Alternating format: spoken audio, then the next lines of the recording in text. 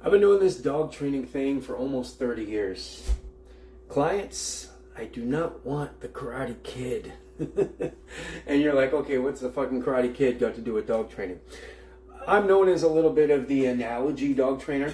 I like to use analogies because I find when, sorry, I'm cleaning my kitchen. I find when you talk about to average Joe peddlers, when you talk about operant conditioning versus classical conditioning and in the four quadrants, they get a little confused. They get a little, it's a lot to take in. So I've always used analogies. Now what the hell would the Karate Kid have to do with dog training and clients? I tried to do this video once, it was already too long, so I'm going to try and shorten it. I basically realized, and for dog training, I'm still learning, but basically the dog training part, what works, what doesn't, that's in my DNA. What I'm still learning is about clients. I will always learn about clients. And I put clients now into three categories, just three. The first one, and I'm just going to go over them briefly. I went over it too long in the first video. The first one, they're bought in. They've seen the videos. They're going to believe everything I say, no matter how silly it sounds. They're going to listen to me. My favorite clients. Next clients, they're coming in a little bit skeptical, just a little. And they're not sure, they're not positive, they waste their money, they're kind of on the fence with it. Did they go with the right trainer? And those ones, I really just got to get one or two small wins, and then they're bought in like the first one. Then I get the Daniel LaRusso's. And this is a great analogy now because I'm old, so the Karate Kid, you're my age, you grew up with it. But now with Netflix and Cobra Kai, it's almost brought the young generation in too. So maybe everybody will understand this. Or maybe a lot of more people have seen the original movie. What do I mean by the Daniel LaRusso's?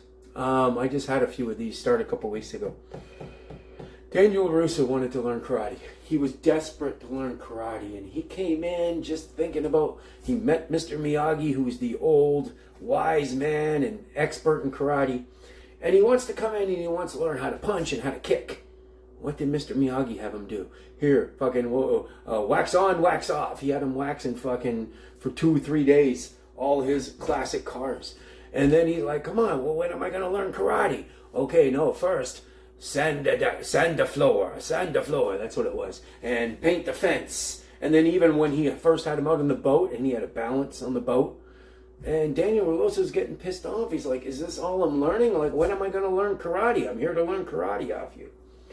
I get a lot of clients like that where you've seen the advanced dogs in my videos and there's 30 of them off leash in a downtown area and you want that 50-foot recall right away. Then we come in on week one and all we're learning is what they think is basic sit and release. That's all we learn on week one. And the funny thing is, these Daniel LaRusso people are the ones that were like, my dog already knew how to sit. And fuck, they did not know how to sit. They didn't know how to sit. So, they get like Daniel LaRusso. And they're like, oh, is this all we learned? They want to get to the end part.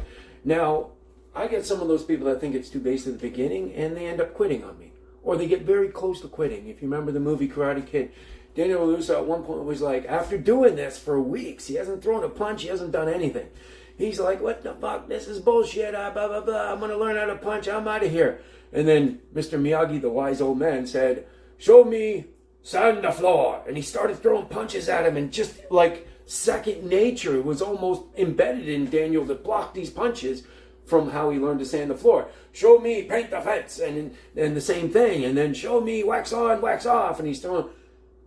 That was the key moment. That was the aha time. Where Daniel's like, okay, I understand why this wise old man had me doing all this.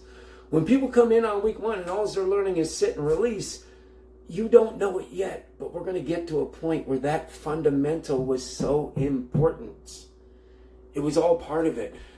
Waxing the floor, that was learning karate. Sanding the floor, that was learning karate. Paint the fence, that was learning karate. He just didn't understand it yet. So if you come to me and you're one of those clients, understand there's light at the end of the tunnel, but it's got to start there. This is the fundamentals. I don't want Daniel LaRusso's, but I will fix them if I get them.